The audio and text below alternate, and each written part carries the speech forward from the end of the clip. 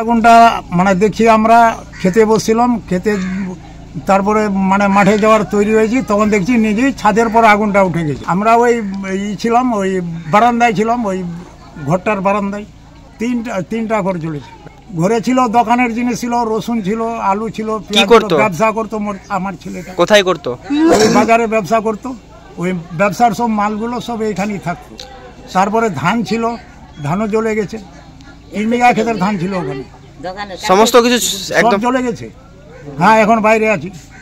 বাড়িতে আমার ওই 3 ছেলে থাকছে, আর ওই আমি থাকছি, আমার এই থাকছে। যে আমার ক্ষয়ক্ষতি হয়ে গেছে, প্রশাসন যেন আমার পাশে এসে দাঁড়ায়। 3টা বাড়িতে মানে আগুনটা এখনো হদিস পাওয়া যায় না, কেমনি লাগে। আমি একাই দেখলাম যে ছাদের পর আগুন। কোথা থেকে তুমি দেখলা? বাইরে থেকে, বারান্দা থেকে। আমি, বাবা, মা, আমার বউ, ভাবি, ভাই, সবাই। আমি ডেলি মার্কেটে আমি দোকান করি। আমার যত সমস্ত মাল ছিল, পেঁয়াজ, আলু, রসুন সব জ্বলে শেষ হয়ে গেছে।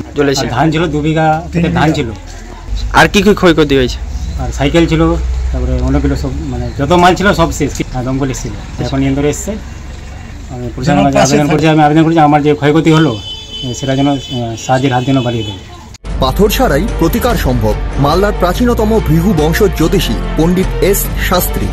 দাম্পত্য সমস্যা, বিবাহে বাধা, ব্যবসায় অবনতি, পরীক্ষায় অকৃতকার্যতা, ভাগ্য গণনা, গোষ্ঠী বিচার, ঠিকুচি গোষ্ঠী এবং মৃত্যু ছাড়া সকল সমস্যার সমাধানের জন্য যোগাযোগ করুন জগদম্বা জ্যোতিষ কেন্দ্র, বিবেকানন্দ স্কুলের পাশে, মালদা।